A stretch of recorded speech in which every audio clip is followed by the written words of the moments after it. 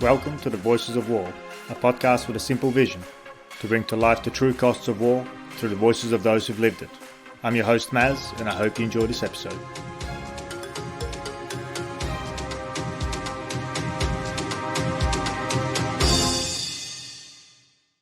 Hi there. Just before we get to the next episode with Major General Roger Noble, a quick request. I have now published 10 episodes of the podcast, and while I have greatly enjoyed recording and editing the episodes, I would love to hear what you think. I've created a short survey that would help me capture your input and thoughts. I promise it won't take any longer than 2 minutes, but it will help me shape the direction of the Voices of War. You can find the link to the survey in the show notes. Thank you for your time and support. And now, let's get back to the episode with General Noble. My guest today is Major General Roger Noble, AO, DSC CSC. He recently retired from the Australian Defence Force as a senior officer in the Australian Army. He joined the Army in 1984 and was commissioned into the Royal Australian Armoured Corps. During his extensive career, he has commanded the 2nd Cavalry Regiment, the Muthanna Task Group in Iraq, and was also commander of 3 Brigade. Throughout his years of service, he has deployed 6 times on operations to East Timor, Afghanistan and Iraq. In 2016, he was seconded to the United States Army, where he served as Deputy Coalition Land Force Commander in Iraq, and subsequently as Deputy Commander General North in the United States Army Pacific. His final role in the military was as the Head of Military Strategic Commitments at the Australian Defence Force Headquarters. Most recently, General Noble was appointed as the Ambassador for Counterterrorism and is responsible for leading Australia's international engagements. He also represents Australia at bilateral, regional and multilateral forums. Academically, General Noble holds a Master in International Public Policy, a Master of Business Administration, a Master of Defence Studies, and a Bachelor of Arts in Military History. He's also currently undertaking a PhD in Strategy and Operations in the 21st century. General, thank you very much for joining me on the podcast. It's a pleasure, Maz. How are you? Good, thanks. And just before we started recording, I also had to make sure that I check the most appropriate title that I refer to you as I'm, while I acknowledge that you are now out of the military, I'll address you as General, if that's okay with you. It's okay. Roger's fine, but General's okay. Too indoctrinated. General, you've had an exciting and long military career. And before we delve into some of those experiences, which you'll certainly look to do, maybe we can go back to where it all, began. What made you join the military back in 1984? Oh, yeah, I didn't want to wear a suit to work, so I failed in the long run. But no, I was a cadet at school and I liked history, and I kind of wanted to do things involved in the world. And the military definitely does that, not always in the best fun way possible, but it's certainly it's involved in action and doing things. So that's what attracted me to the profession as a pretty young boy, really. And talking about action, I mean, I guess you saw action fairly soon into your career, or? I was a captain. So I was probably about 8 years in. As a young officer, I went to Iraq in 1992 with the United Nations Special Commission Iraq, just after the first Gulf War, as a member of the Chemical Destruction Group. And not many people know, but the UN oversaw the destruction of mainly chemical weapons and chemical precursors all across the country. So that was my first tour. So I was 28, I think. Was an experience of a lifetime. How so? Well, I went by myself, so I was the only Australian. And there was a very small team, and we lived in Baghdad, unarmed, not in uniform, in a place that had just fought a war, where we were technically the enemy. So our entire existence hung with the Iraqis and their ability to both support us and then protect us and then enable what we were doing. So, it was a pretty wild place in 1992. Yeah, and this is while you, just correct me, you were overseeing the destruction of chemical weapons. Yeah, so there was, after the war, part of the post-war arrangements were the Iraqis had to centralise all their weapons of mass destruction, declare them, and then by far the biggest amount was chemical weapons, which they had thousands and thousands and thousands of rockets and artillery shells, plus large amounts of what's called precursors, so the chemicals that you use to make chemical weapons. So we spent most of our time in a place called Muthanna, not the province that I would later go to, but the plant west of Baghdad in the desert, where they were centralized, and then we destroyed them and with the Iraqis. So it was a hot, interesting work, hand in hand with the Iraqis. And would you consider that was a success back in 92? Oh, yeah. Yeah, it was. So, I mean, I think that we did destroy their chemical weapon stockpiles, and it was largely collaborative. The whole thing occurred in a very tense international period. There was a non-stop pressure between the United Nations, Iraq, and key stakeholders like the US. So all around us was friction and inspections and the odd cruise missile flying through the air. It was a very tense time, but pretty exciting and interesting. Yes, and certainly for, at that stage, a young captain, I'd imagine it would have been quite an exciting place to be, especially as the only Australian. Yeah, well, others came. I just went initially by myself, but then we had a pretty small group of Australians in the end, about, I think, 3 or 4 in my time, doing different things. But, we would do everything, look for weapons of mass destruction, support inspection teams, destroy nerve agent rockets. It was kept us busy. Yeah, and I find that quite an interesting unplanned segue, because I think it will loop back onto that, because I think we then went back to Iraq in 2003, obviously, to seek out those very same weapons, arguably under some really bad information. Yeah, well, that's the argument about. So the Iraqis had weapons of mass destruction, no question on it. In 2003? Yeah. Oh, no, but in 1992. The question is, did they have any in 2003? Yeah. And, chemical weapons are called a weapon of mass destruction, and they are technically and are legally, but they're a little bit different to nuclear weapons. So, they're one class. But I think the UN Special Commission was confident it destroyed the chemical weapon stockpiles by the time it wrapped up its work.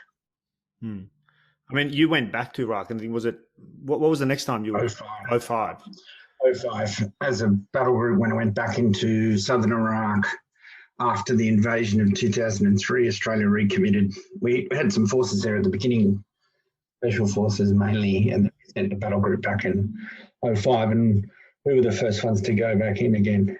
Right. How was that experience compared to 92? Yeah, well, it's different. So, much different context. And having been there in 92, I'd seen Saddam Hussein's regime, which not many people actually did. And I knew what it was like to be an Iraqi or to be under that regime. And in southern Iraq, it was the most tough because of the politics, tribal, religious differences.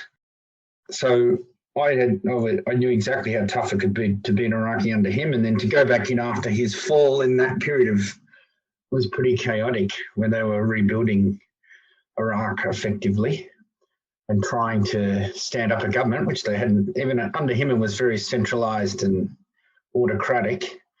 So they didn't really have a bureaucracy. They didn't really have many trained people. So they were trying to make it all work and build a new democratic system. So they had a lot on their plate, the Iraqis. And they were carrying the scars of war, which were pretty dramatic, particularly in the south, where they had been subject to persecution and violence for a long time. Around Basra? Oh, yeah. Well, in the south, people will remember after the war, we call them the Marsh Arabs, but the southern Iraqis and the contention around repression of them. And I saw so in 2005, one afternoon, a Iraqi national came into the base that we were in southern Iraq and said, "I want to show you where all the bodies are buried." And it wasn't a metaphor, it was real. So I went out at dusk with the British colonel that I was with, and we were walking across the desert, very close to base in the middle of the desert. and we could see something on the ground. We went up and it was a skeleton in the ground, and it was old. And then we looked up, and as far as you could see, about every 10 feet was another one. Mm. And I said, when were these people killed? And they said, Saddam, after the first war, they would kill everybody on Thursday afternoons and take their bodies into the desert and bury them. So for the Iraqis, it's been a very long, particularly in southern Iraq and the Shia in southern Iraq, it had been a pretty difficult 50 years. And here they were, we were coming back in when they had a bit more control on their own destiny and they were trying to work it out. So it was quite good, is the answer to your question. The mission was pretty positive. It was very closely aligned in support of the Iraqis and with the local government. And most Iraqis wanted us there. They didn't want us there forever.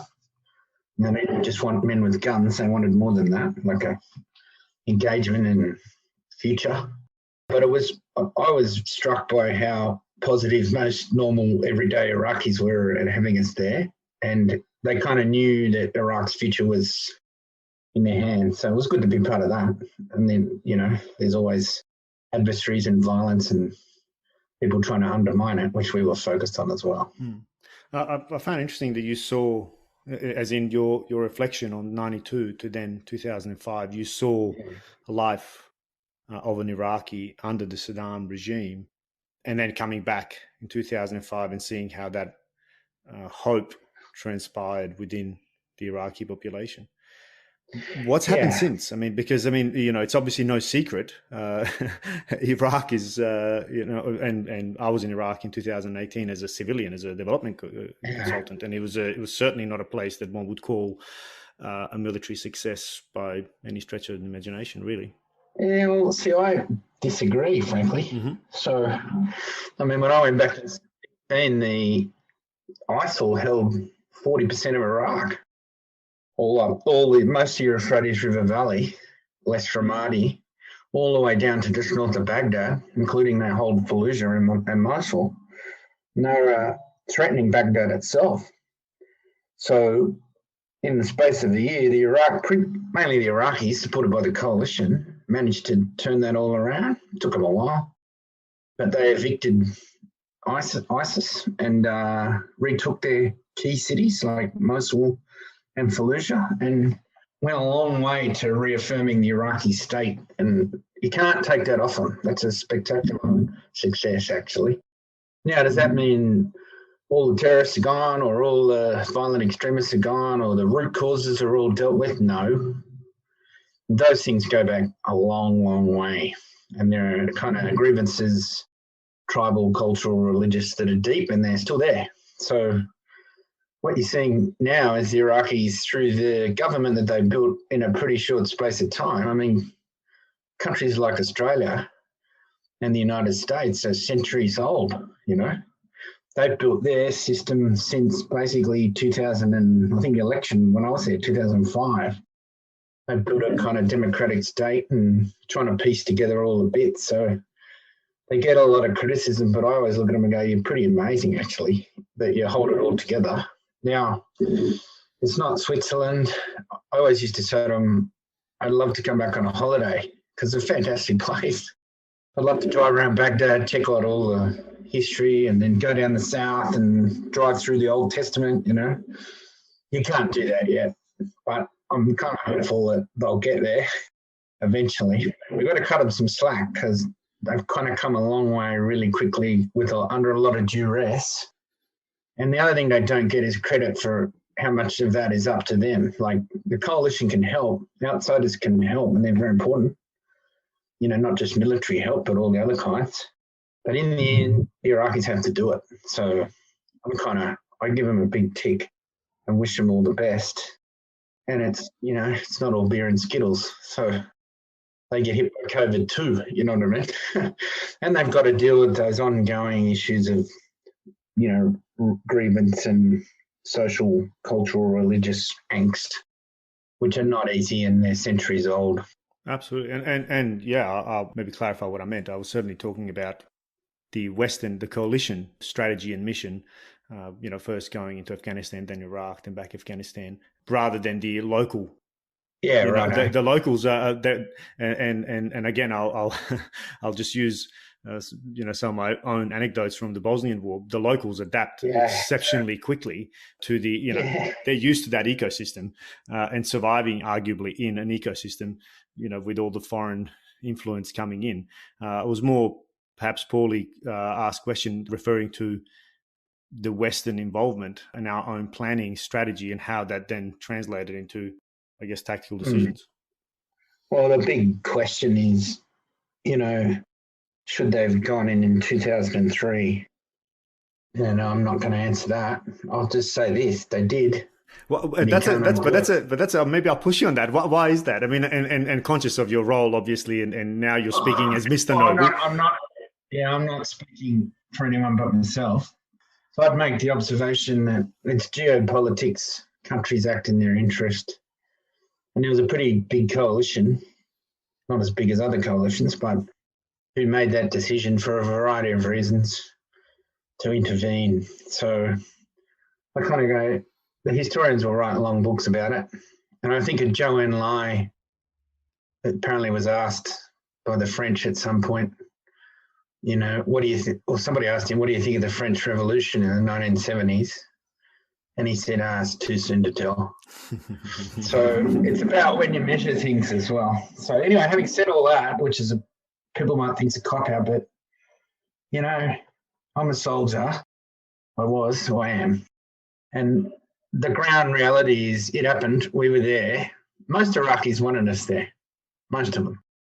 No question a bunch of them didn't. And not many of them want us to be there forever either. So they want us to go.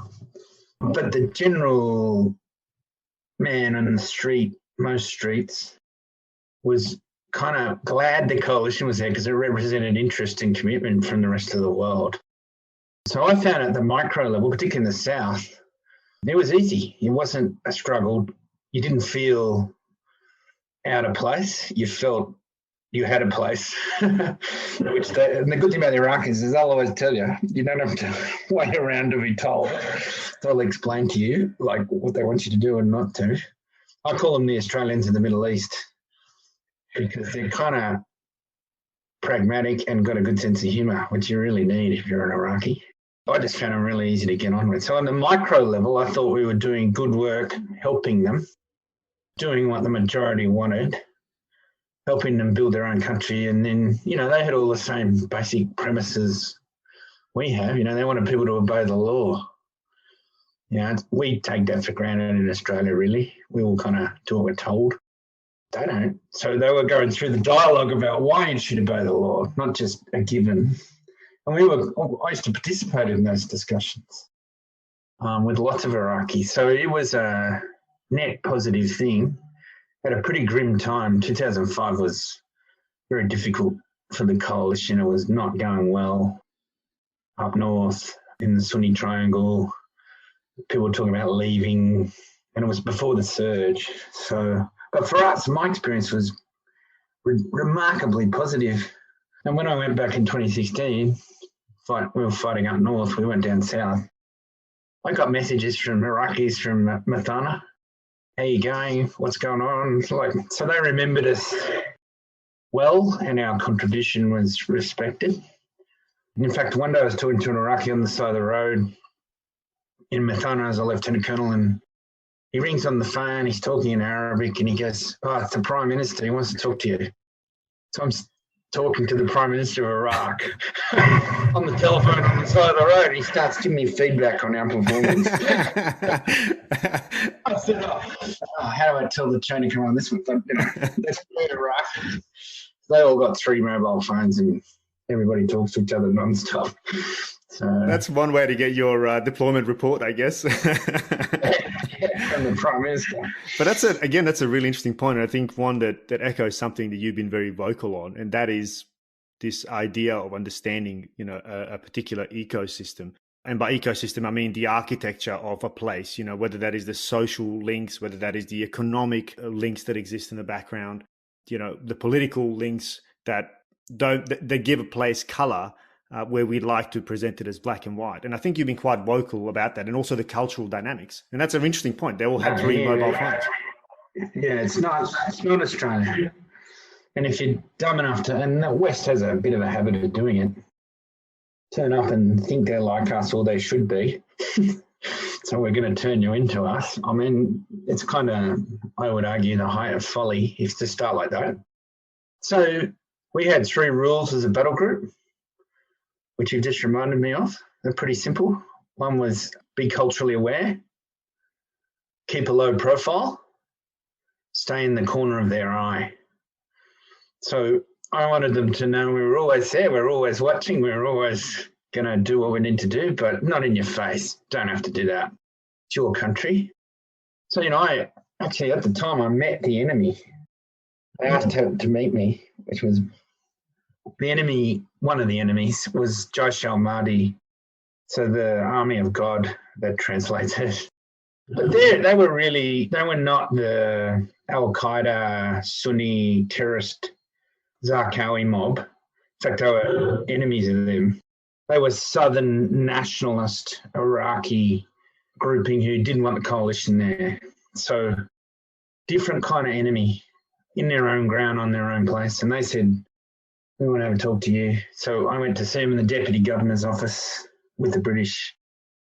I'll never forget it as long as I live, because the first thing I noticed is they were terrified of us, which I was they thought we were going to nab them or shoot them or something. The very first thing they said was, we need to make a statement before we talk. And the governor, who was the mediator, Deputy Governor, said, is that okay? We said, yeah, fill your boots. And then they go, the coalition must leave Iraq. And then the British guy was with me, oh, that's handy because that's our plan. And then they looked at us and we said, so the question is, when do we leave? Not if we're going to leave. It's when do we leave? And they laughed when we said that was our plan. So we started and we realised, yeah, we didn't want to stay there forever.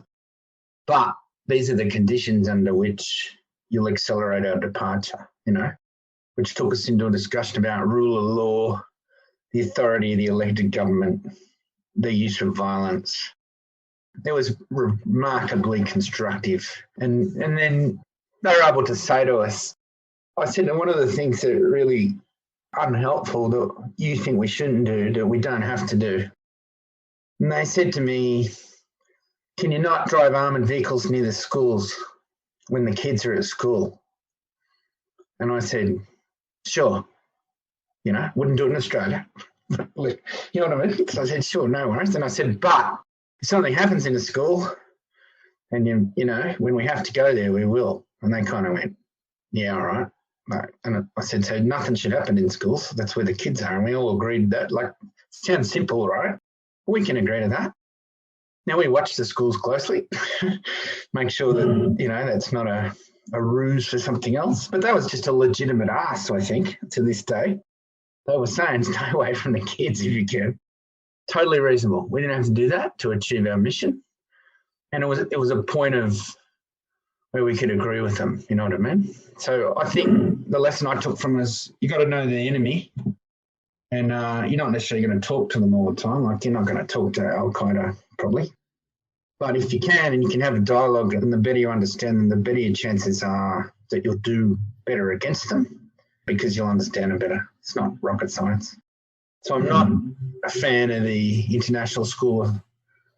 It's pretty strong. That says, you're the enemy, I'm not talking to you at any level, because all it does is defeat your ability to understand them and the problem.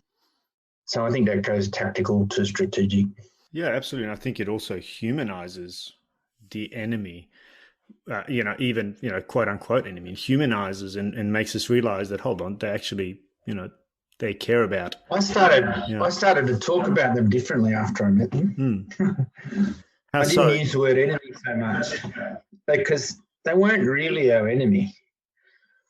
They were the locals with a view with guns, right? So if they start using the guns on us or other people, then they're the enemy. That's the kind of dialogue I had with them. I said, well, we don't care. You can wear your Jaish al-Mahdi T-shirt around town. You can have a big demonstration, which they often did. I said, we're not going to stop you.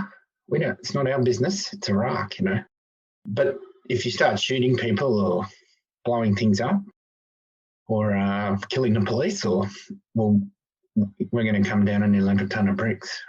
They kind of, that sounds really reasonable to us because that's how we are. That's not necessarily how the culture is there, and it's not quite as structured. And they gave me that feedback. One of them said to me once, not a Josh Almighty guy, but a local, he said to me, "You're very hard to understand, you people." And I said, "What do you mean?" He said, "Well, you've got all these rules about when you'll fight and when you won't fight. But when you start fighting, you don't stop till everybody's dead." And he said, "We're quite different. We have less rules about when you fight, but we fight, and then once we start, we stop pretty quick and we work it out." And they gave me some examples. That's pretty common in the tribal dynamic. And they said, "Why do you do that?" To me, why do you just go to the nth degree? And it made me think, we're Western soldiers, that's what we do. That's our construct, you know what I mean? Like, there's all these rules about the use of force, which we understand in a kind of second nature and tied to the law. But once we're across that line, we go into overdrive, stay in accordance with the law, but they kind of go, why do you do that? So two cultures are looking at each other in quite wondering why the other one's crazy, you know what I mean? Yeah. Again, that's such a nuanced point. Looking at each other ultimately through the scope of a rifle, thinking, geez, they're crazy bastards from both ends. Yeah, I mean, again, it's quite easy for me to say this. You've been quite vocal about this, and your reputation amongst the ranks is that you're quite outspoken about the lessons that you've certainly learned, and you certainly don't hold punches either. But one of the things that you also brought up in the recent course, where you were a guest and received some presentations from a conflict analysis class, where we were looking at culture and cultural briefs. And whilst it's very obvious that you get it, and because of all your experiences and actually having reflected on all those lessons, you were the first ones to say that you're still stuck in your own ways, and that there's a certain way that you lead a war. And you also, I think, made a reflection on senior leadership in general, having been shaped in a certain way, or knowing how to fight war in a certain way. Well, I think one of the key things is self-awareness. And that's individual, but it's also organizational.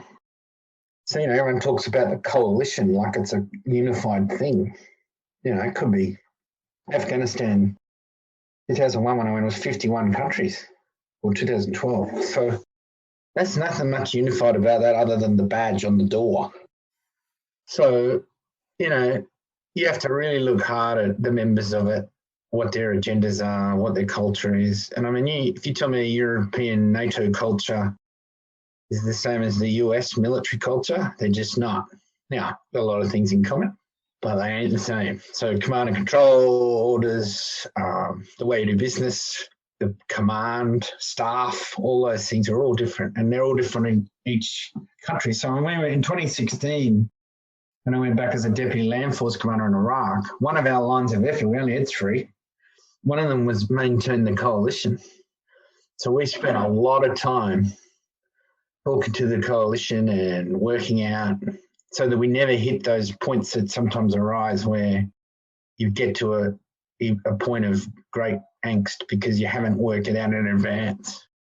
So I think that, and then understanding your own military culture is very important. And then how others see you. So that's what when I met the Jaish al-Mahdi guys and they were terrified of me, it was a shock. Like, I didn't see us as terrifying, but they were terrified of us. And I went, okay, we are a bit terrifying when we've got all these guns and tanks and stuff. So that's we got to spend a bit of time doing the anthropological introspection on ourselves and, how we think and how we view the world, particularly when you go into other people's space, Iraq, Afghanistan, East Timor.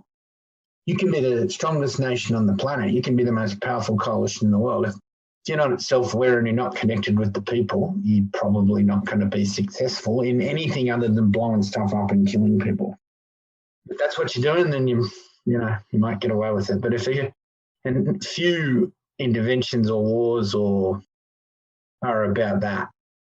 Normally there's something else, like you're trying to get to a resolution or a position that involves people who are alive.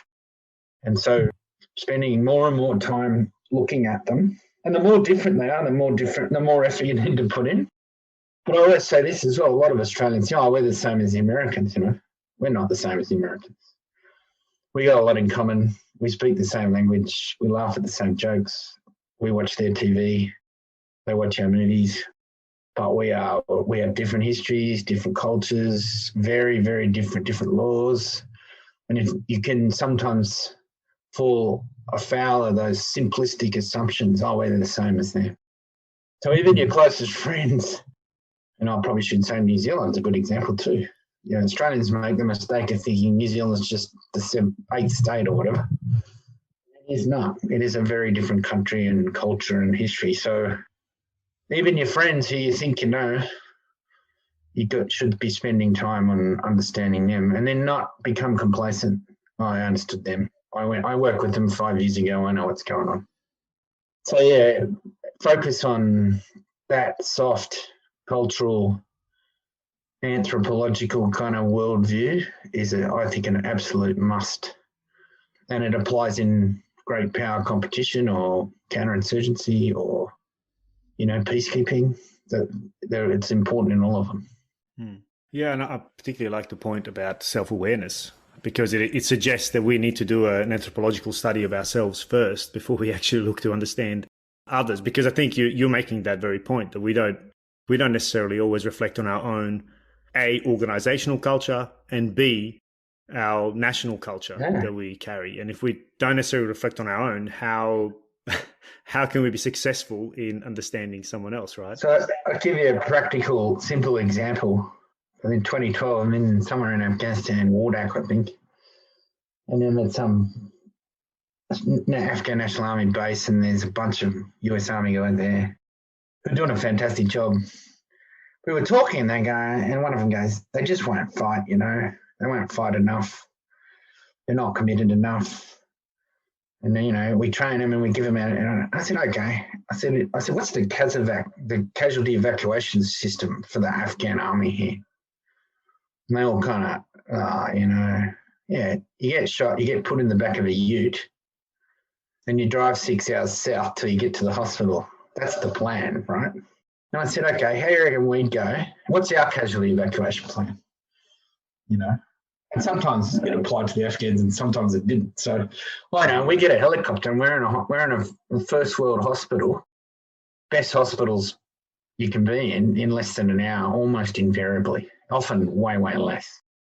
I said, so if you're going up that hill to fight the Taliban or whoever the hell we're going up the hill to fight, and that's happening to you, or you got a 6-hour ride in the back of a Ford Ranger on a shitty road to a bad hospital, do you think you might change your behaviour? So that's a simple, and even though they were deeply in it, they'd got themselves mentally in a position where they couldn't see what it was like to be an Afghan. What are they getting paid? Where are they from? So we're in Wardak, I think, and these guys are from up north. They're not even from that part of Afghanistan, which is, a lot more serious than not being a Queenslander in Victoria, you know what I mean? Really, really made a difference. So I think tactical to strategic, the more time you've got that you can spend on understanding you call it the ecosystem, that's pretty good. And the people mainly, it's the people, the better you'll probably do, or you'll at least increase your chances of not making a really stupid mistake. Yeah, and I think Afghanistan is a prime example, right? It's now being, researched to all ends as arguably a gross misunderstanding of, and again, I'll just use that word ecosystem because I think it depicts the dynamics that exist within a place. And also when we come into a place like Afghanistan, we become part of that ecosystem. We bring a certain inertia, a certain momentum with us. We empower certain players. We disable others. We become an organism within that space. And again, I think Afghanistan is a prime example, particularly looking now that, talk about not talking to the enemy. Well, the enemy, quote unquote, now commands 2/3 of the country by most estimates, i.e. the Taliban. Yeah. Yeah, you remember they're the locals as well. They live there. So I think that, I saw in Afghanistan, one of the most striking things to me was nobody could read. And Iraq, everybody's pretty well educated. They could read, right? So that plus Iraq is flat, basically, and Afghanistan isn't.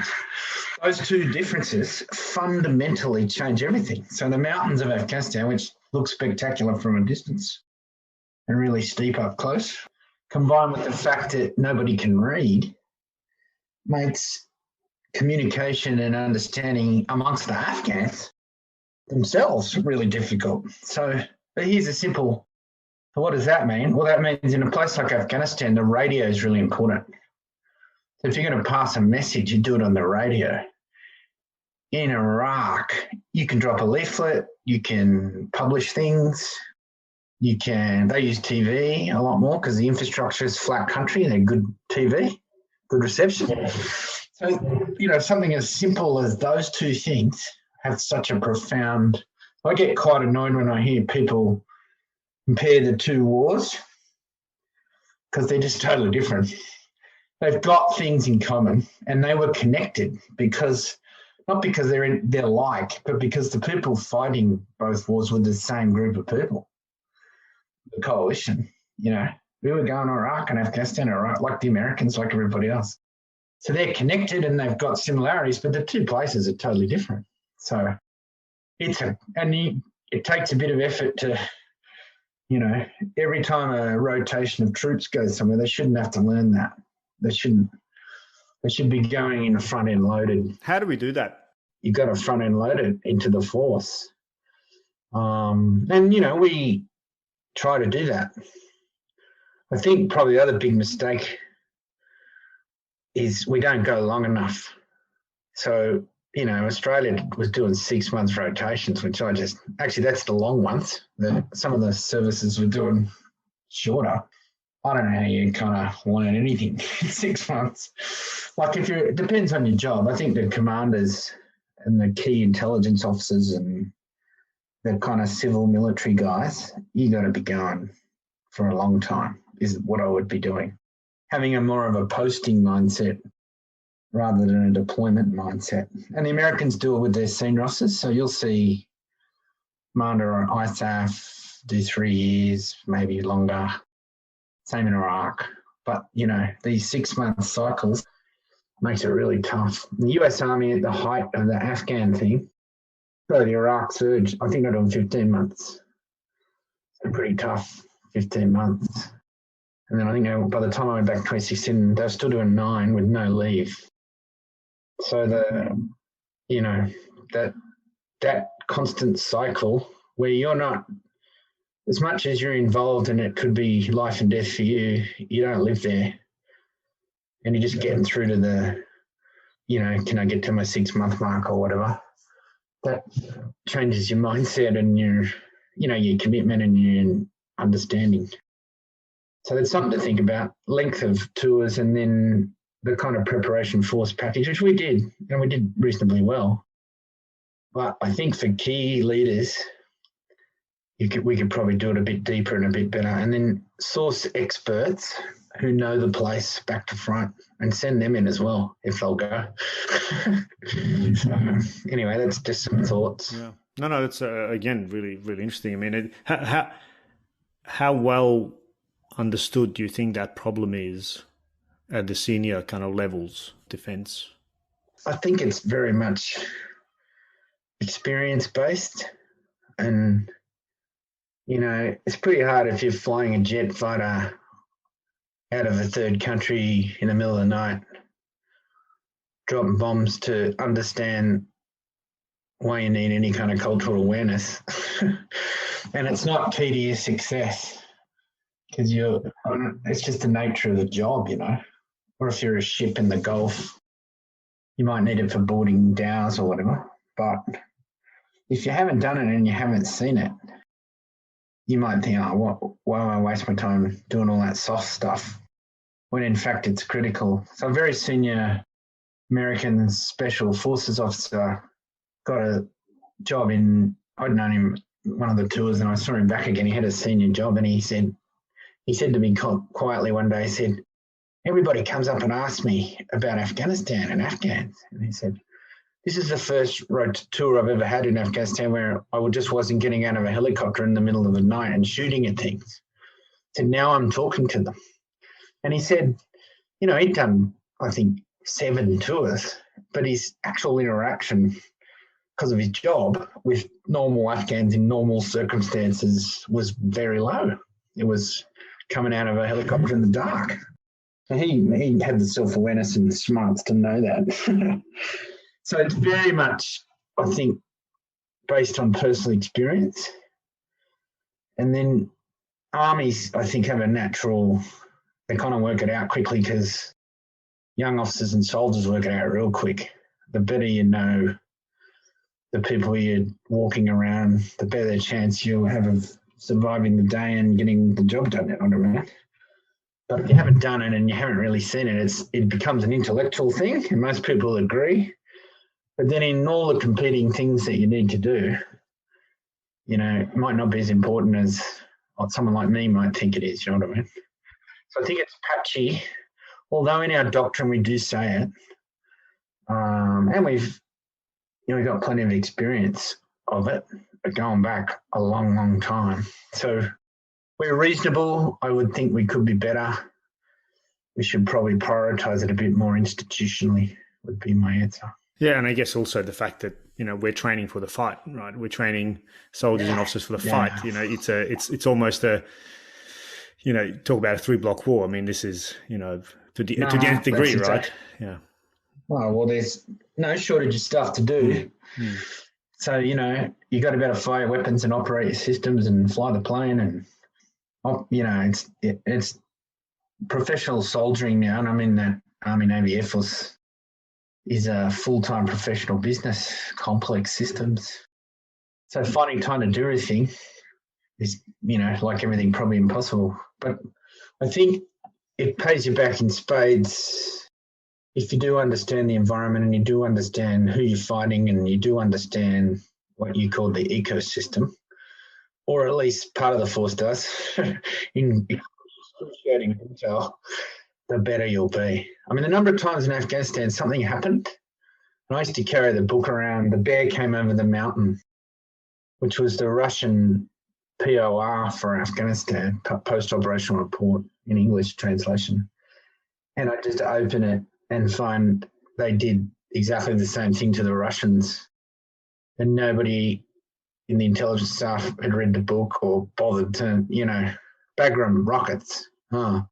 Well, there's a chapter on it in the book, that tells you where they put the rockets.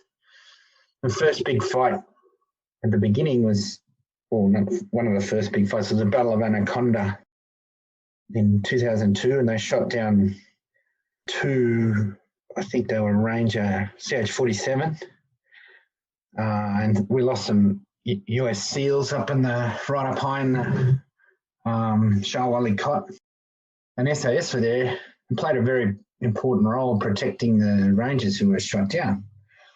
Very important role, quietly on the side. And then I pulled out The Bear Came Over the Mountain, and hey, here's the helicopter ambush conducted by the Mujahideen on the Russians in exactly the same place. And they fired the heavy machine guns from exactly the same place, down through the rotor blades of the helicopters, because at that altitude, the helicopters are sluggish. And they got above the helicopter ceiling and they shot down through. And I just went, we really should have read that book. You know what I mean? Or where were the Russians? We could have asked them. Now, I don't know that they would have rushed to help us, but did we? And that's not silly, because when I went to Tampa in 2001, in October, the Russians were there. They were on the base, because the colonel I used to talk to got arrested by the Americans, who'd been waiting 50 years for the Russians to turn up by mistake. But it's not silly. Why weren't we talking to the Russians post September 11th about Afghanistan? And there's a bunch of reasons. But I think we could have read their books. They were definitely published. And that kind of data mining of previous experience, you got to do that, I think, in the 21st century. Yeah. And I think that's sorry, go on. Yeah. No, that's it. We could have done it better, I think. And I think that'll take me to a next point. But I just want to, before we get to that, I just want to pick up on something you said. It strikes me that perhaps, and I just wonder what your thoughts are on this, that we might be throwing the military solution at problems that aren't necessarily always military problems. Yeah. Is that? Well, I mean, the big investment in militaries, I mean, and often it's the quickest available tool and the only one that can get there. And it can do a whole bunch of stuff besides just shoot people. And so it's the go-to toolbox. It's a Western thing too, like go to the military to fix stuff. And it's the most concrete and immediate thing. So even the bushfires last year, the federal government, the states have firefighters and the federal government doesn't. It's got the ADF and a bunch of other, actually, money basically is its powerful weapon. And states don't have a lot of immediate response options generally that they can generate, and the military's purpose designed for that. So that's one of the reasons. I think we use it because we got it and we can. And then there's probably a cultural thing about militarize the Western world. You could argue likes to militarize things, but all the other things are super important as well, and they take time. So, there's at the moment, I think the de-ISIL, I can say this in my current job, the Defeat ISIL Global Coalition is running a stabilization pledge drive seeking money to help rebuild Iraq and Syria and give humanitarian assistance, you know what I mean? Those things are just as important. They take time. Often the military is needed to build the space to be able to do it. So if you don't have security, humanitarian actors can't get there. So when I went to Iraq in 2005, there were no NGOs in Iraq, in the southern Iraq. And it was because, you remember Zarqawi, that distinguished Iraqi gentleman, no longer with us, he was cutting everybody's heads off.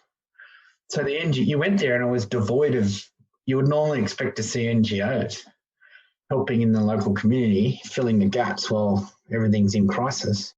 They just weren't there because they were getting beheaded and kidnapped. So often the military is also first because it can get there and then give that space to enable the other pieces to be able to come in. I saw that in East Timor. So if you look in East Timor, the military went in first. As time went on, the police effort built up. The kind of humanitarian and the interagency, multiple diplomatic, economic support tools were able to find space and operate. So that's a long answer, but it's a combination of reasons why we do turn to the military, I think. It's not just us. We do it. Lots of countries do it. And I've heard you talk about this elsewhere, and it strikes me as particularly relevant for this point, is this idea of narrative or the power of narrative. That there is this, that there is a story that we're living, as opposed to, this is not just a military solution, but it is there is an entire narrative about how we're going to, A, conduct this conflict, and then B, how we're going to help close off the conflict and rebuild. And then finally, of course, C, how we actually then depart and leave a place in a better state than we arguably found it. Do you want to comment on that? Because I think that's I think that's always been necessary. In the 21st century, it's vital. So I would say, he with the best narrative wins. And because it can be transmitted globally immediately, everybody's got a phone, everybody's got a TV. And you've got to have your messaging right. So we went into Iraq in 2005, and I was talking to the governor, and at the beginning, before I knew him very well, and he said, really the last thing we need is more people with guns. That's what he said to me. It's like the second thing he said to me. And I realized that's how we'd kind of come to do security. But we needed a narrative about the future of Iraq and why the coalition was a good thing for that. And that part of that was security, but a lot of it was about, hey, this is your future in the world, and we are the world.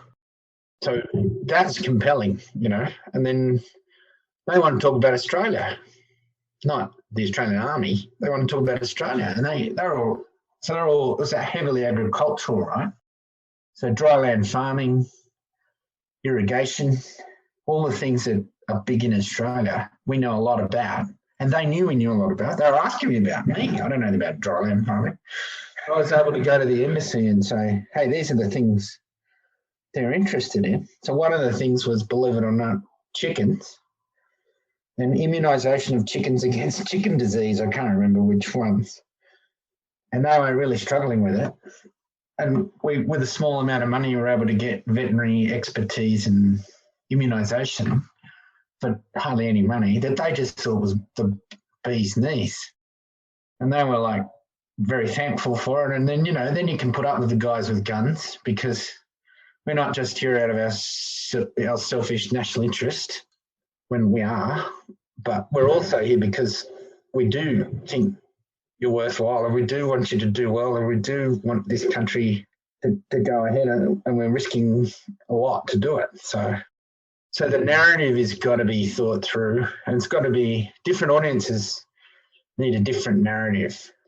I did talkback radio into Mosul in 2016, believe it or not, when the ISIS had it, just before we attacked.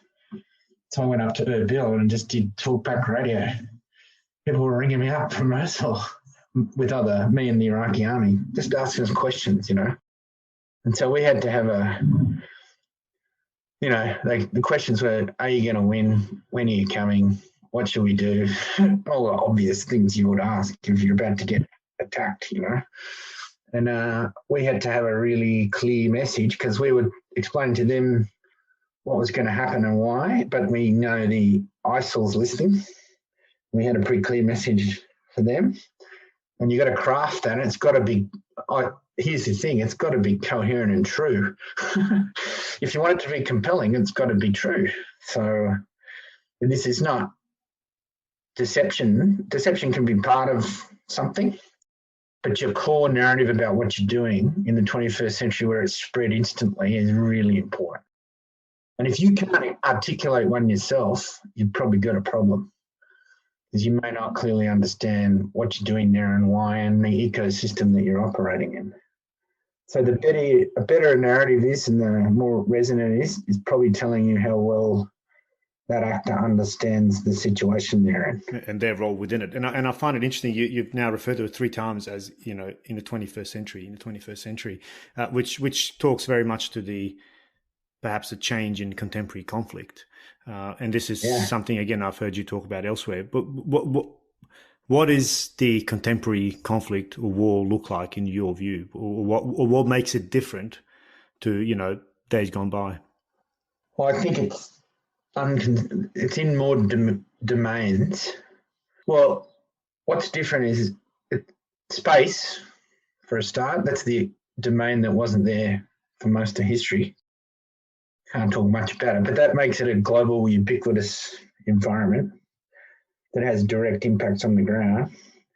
And then information domain's always been there. We now call it cyber information, but now it's globally immediately connected.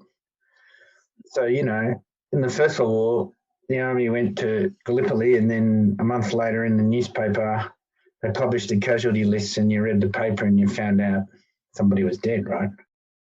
Well, that you'll know straight away now. It might be uploaded on ISIS would attack, film the attack, kill everybody in the post they overrun, and then upload it in time for us to use it in the briefs we would have in the day. So that's the world we're in. So UNHCR in 2016, I read an article saying they thought the most important thing a refugee needed used to be shelter, food and water. They said it's a telephone, so that you can find shelter, food and water, and you know where to go and where not to go. So that's changed. So when you fight now, and we would do it regularly, you might do an attack in a particular place, but it might have a targeting influence action associated with it in another country, trying to pass a message or do something simultaneously around a tactical attack. That's pretty new. That's this century, you know what I mean? And then the physical domains are still there. So but they're connected by a digital framework, and the reach and power of weapons and capacities is much greater. So these ideas of locally constrained, confined conflict is gone. So even ISIS, who's not a state, were masters of global information operations and messaging, and did it they didn't have all the stuff that states have. They were just doing it on the back of the internet and commercial networks. So that's reality. So if you're going to fight big wars against nation states across the 5 domains, it's going to be a global 24/7, multifaceted, highly complex undertaking. So the notion that you can sit in Sydney and you'll be right, maybe a midget submarine will come and fire the odd round from Sydney Harbour. No way. You're going to be in it. So the lights are out, internet's off. Yeah, you go black. There's no satellites, whatever. The economy, globalized economy. So yeah, I think that's often, human history, they've been pretty poor at predicting the nature of the next. The First World War shocked the hell out of everybody. The Second World War. So I think my salutary lesson about wars is don't fight them unless you need to. And only fight them if they're absolutely necessary. That would be my... and then when you fight them, they suck. So even when you're successful, the cost is often very high and the price lasts a long time in the minds and lives of people, even when you win. So I think that's the Duke of Wellington, isn't it? The only thing worse than a battlefield where you've won is a battlefield where you lost. So, or something like that. So I think, they're very serious undertakings. And in the modern world, there'll be nowhere to hide. The reach will be deep. Normal people will be deeply impacted by it, I think, if it's at any scale. So that's not a very happy picture. No, and it shouldn't be. And I think that's the reality. If you're a military force, you need to get ready for that. You need to build people who are ready for that kind of ecosystem and reach. And then for nation states, they need to, or everybody actually, they need to think about the ramifications of going to war. Yeah, so serious business. I mean, that's, truth be told, that is absolutely the motivation behind this podcast, i.e. the voices of war. It's bringing to light, the true costs of war through those who've lived it, because of that very point. Because I get the sense that we oftentimes beat the drums of war, or we talk about war as something very distant, remote, which for us Australians has been. Yeah. Barring a very small percentage of Australians who've gone overseas to war. Yeah. It's been something very distant, something remote. Well, we've been very lucky. I mean, with the notable exception of the first Australians who get forgotten that they fought a long war, But the older I get, the less I don't like military metaphors much. I don't like war, because it's such a serious business. And often in the West, you have to be a veteran to have seen it, because Australia tends to fight them in other people's countries. And that's just part of the way it is for us, but that's been our history. So the population, you'd have to go back, other than the families of those who were killed, injured and damaged, the physical of, it's the Second World War Australia was directly attacked the last time, and it was a significant impact on the society. But, you go to Iraq and see an Iraqi family, they still go to school in the middle of World War III, in the middle of Ramadi. The kids will be getting on the bus, it doesn't stop. Got to eat dinner, got to go check on the grandparents. The one good news about wars, or all the places I've been in, is people are more the same than they're different. And I think that's the first line of the anthropology book in the US, Introduction to Anthropology, is people are the same except for how they're different. Most people it's family, it's your kids, it's safety, security, getting a meal, It doesn't matter what culture you are. And fathers want their families to live, and it's not rocket science. And mums want their kids to be safe. So that binds us, most people, together. So in those places like Afghanistan and Iraq, it's actually a pretty small number of people who are unhappy enough to use violence and lethal force, but it doesn't take much. And in Australia, I think mercifully, we haven't had to experience it. So and when you see, you've seen it, when you see it in other countries, you realise, we've got all these things we do that we don't even know how important they are to us. Like, hey, we'll stop at the red light when it goes on. And we just think, of course you stop at the red light. Well, no, you don't have to. Like, so yeah, that's not a given. That's a program. That respect for the government, the trust in the legal system, the belief in policemen, that they're going to treat you right and they're respectful. We've got all that. And for a lot of other countries, Afghanistan, 2012, I was talking to Afghan, he said you have to be 40 years old to even remember what a policeman was in Afghanistan. Because they used to have a police force a long way back, like ours.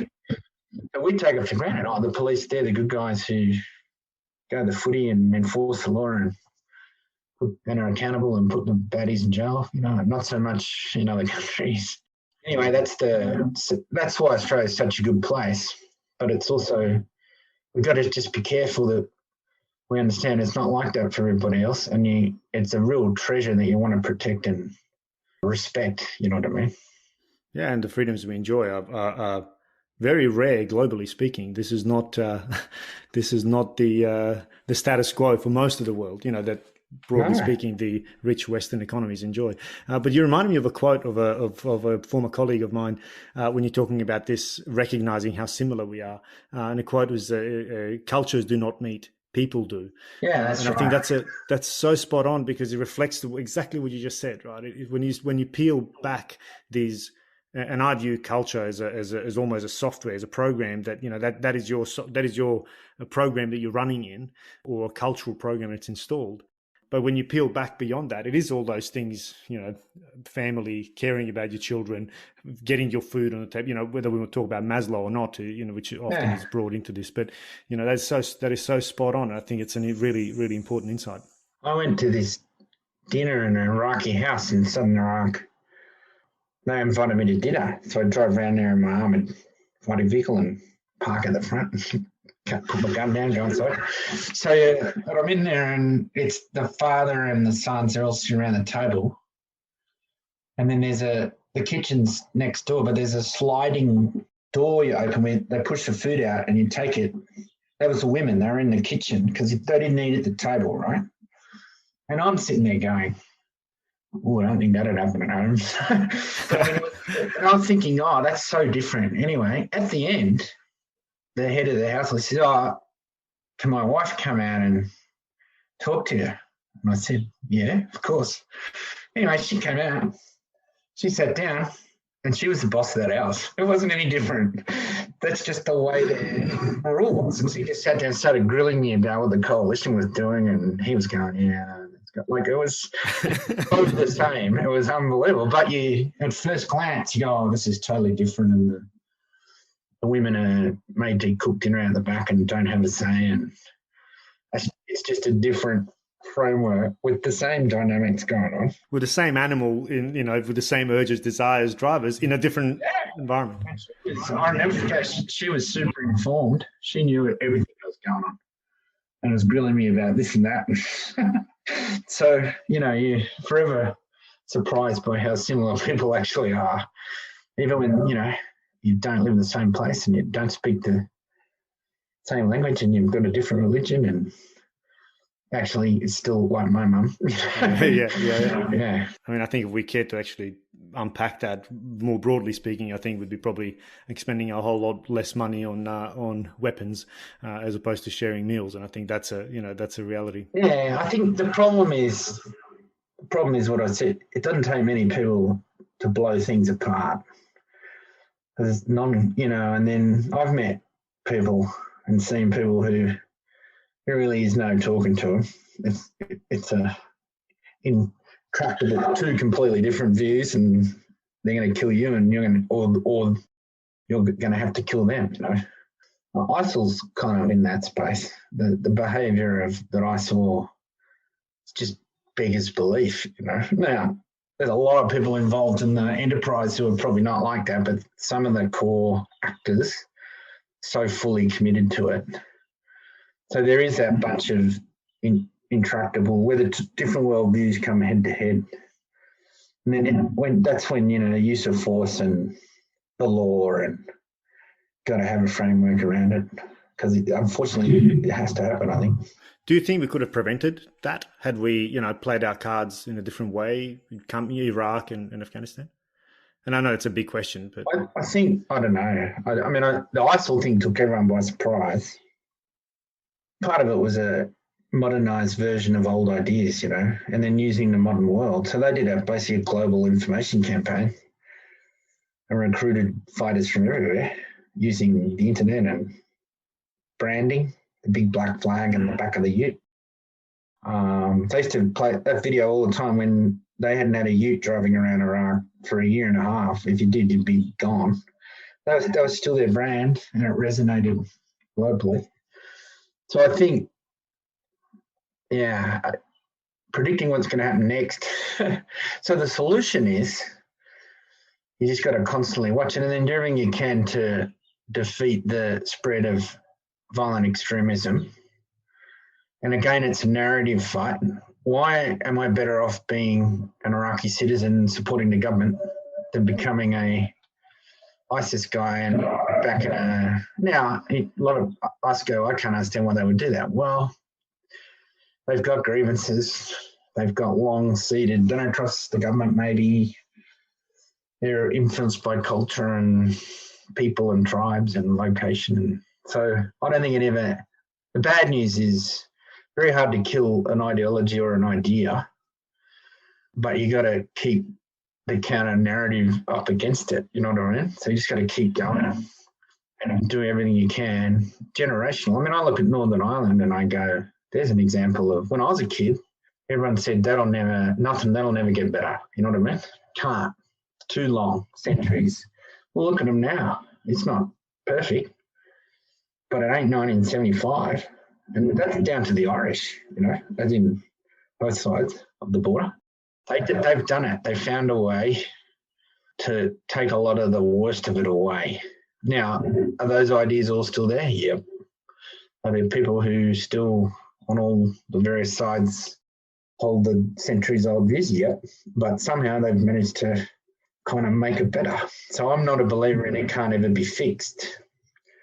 But often it's generational, and it's really the people, often those intervening like peacekeepers or coalitions that are willing, they can't fix it.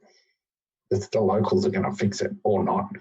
They can help. You can help. So I think the international community helped in Ireland. And you can help or you can hinder as well. So that's an optimistic view. I don't think there are intractable places where problems. No, where you're from. Look at it now. Now I bet all those things are still there. Well, I mean, it's arguably more divided now. Not arguably, it is more divided now than before the war. It is they call it a cold peace. Yeah. And then, but you find a way to get away from Srebrenica. You know what I mean? So. Yeah, but I think it's generational and takes relentless attention to it, basically.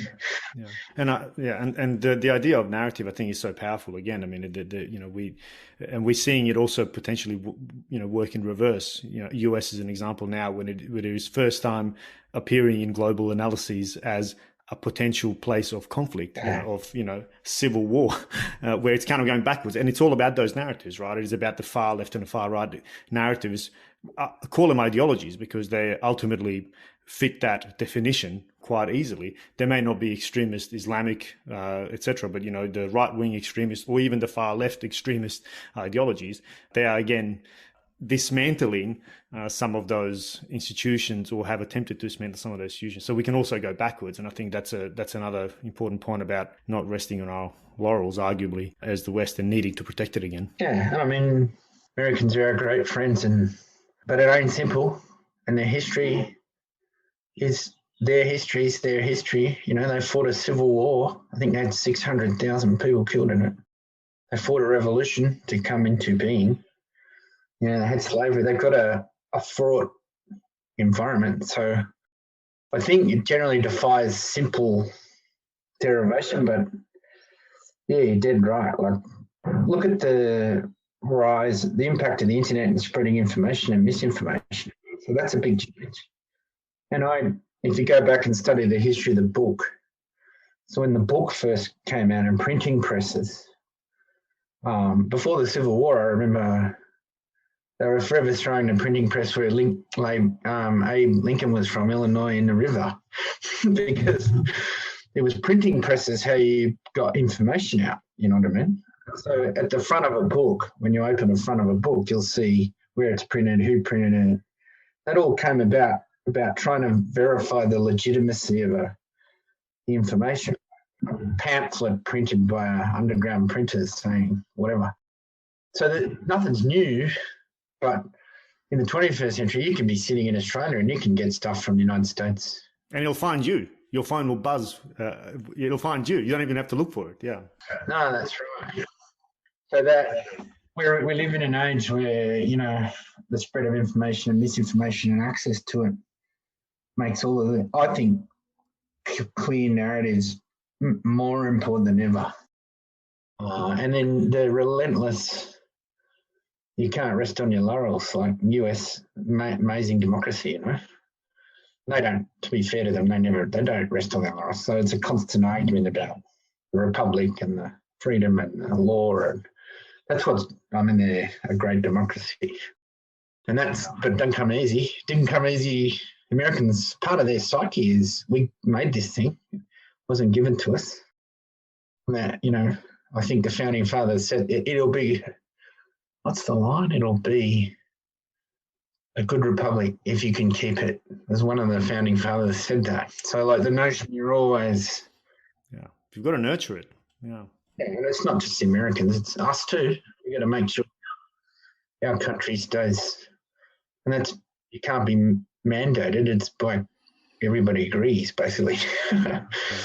And we've seen just through COVID how quickly this veneer of this fragile veneer of society collapses, right? I mean, you know, we had fights over toilet paper in shopping centers. I mean, it's a very fragile, veneer, I think is a good word, that can disappear overnight. And I think many nations in the world have found that. And in the 21st century, the capacity to spread fear and inaccuracy is, in fact, you can't even tell what's real. It's pretty difficult for people to do that. I mean, it's the book again. You can't look at the front page of the book and say, who published this? You know what I mean? You can, but it takes a bit of effort. And actually, you could be wrong. Yeah, exactly. It could be so well designed that it's General, you've been very gracious with your time. I'm conscious that we're kind of coming right to the end of it, but maybe I can pivot just towards the end, just on your recent appointment, and conscious obviously that, you know, you're speaking as Mr. Noble, but you are now the ambassador for counterterrorism. Firstly, what does that role even mean? So I'll speak as the ambassador for counterterrorism. So we have an ambassador, a series of thematic ambassadors. So there's one for women, there's one for cyber, and I'm the counterterrorism one. So I kind of have Australia's international engagement lead offshore with our many counter-terrorist partners and in the many forums that we have. So one of the good, you know, out of tragedies like September 11th and Bali bombings, where we lost so much, you know, we have got this amazing international network now where we talk to all these countries and stakeholders about a common problem of, you know, violent extremism. So a lot of that comes post September 11th. It was there before, but it's got much more developed and much more deeper. So, you know, the Australian-Indonesian relationship's unbelievably positive, you know what I mean? And that came out of the shocking experience of Bali, you know, 88 Australians. Most Australians killed in an attack was Bali bombing 2002. So we've got really good network of, you know, allies, partners and friends all around the world. And my job's kind of making sure we keep all that going, and we stay connected and stay ahead of the curve, So we're seeing right-wing extremism called ideologically motivated violent extremism. That's the term we use. So, the Christchurch shooter was an Australian. So we've got to stay ahead of the new things as they come, and then do our best with all of our friends offshore to share our lessons and be well prepared. So my job's to make sure or help keep that going, basically.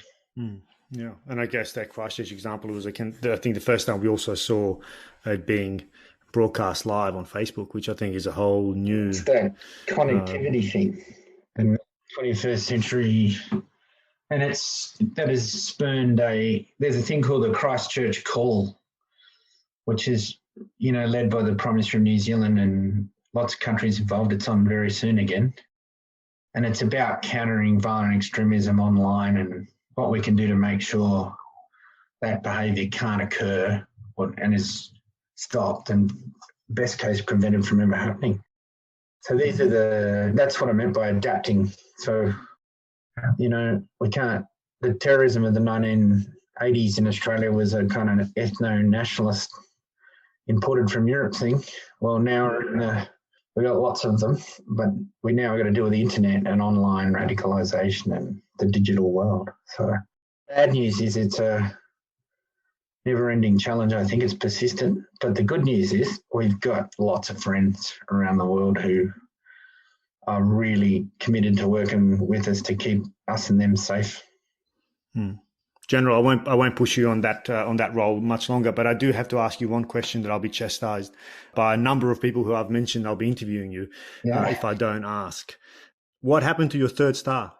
I don't know. Why did you? Because you were many saw you as being a 3-star general in the not too distant future. You don't promote yourself, mate. No, I can't. I mean, you need to ask the Chief of the Defence Force. There's my answer. But I left. One of the reasons I took this job is because it to me it was the same thing, and I had the most. I say to people, I just had the most amazing career. It was entirely positive. It gives you the best days of your life and the worst days of your life, but the good ones outweigh the bad ones. So I'm just happy where I got. I'm just so. I got to do things I never thought I would get to do, and I did everything in the army I wanted to do. Being all in the units I was in, be with soldiers. So I'm just dodging your question, really. Yeah, and doing it remarkably well, I must add. I'm a happy man, and I'm still a strong soldier for life, the Americans say, and I'm a strong supporter of the Army and the ADF, and I want our soldiers always to have the very best training and preparation, and I don't want them to learn the stuff I learned, have to learn it again, you know what I mean? So I'll probably have to put up with lectures from me forever. Well, I think from the ranks above and below me, I think you're very much known as a soldier or soldier's officer or whatever term it is. But on that note, General, I want to thank you for giving me so much of your time. I really appreciate it. That's the nicest thing you can say to me, Mez. So it's probably, hopefully, it's half true. Well, that's been my impression. So thank you for your service. I think you'll have a remarkable story, and I think we'll watch it unfold, because it's certainly not over as our ambassador for counterterrorism. So thanks, mate. Thank you. And thanks for inviting me on your podcast. I think it's a great thing you're doing.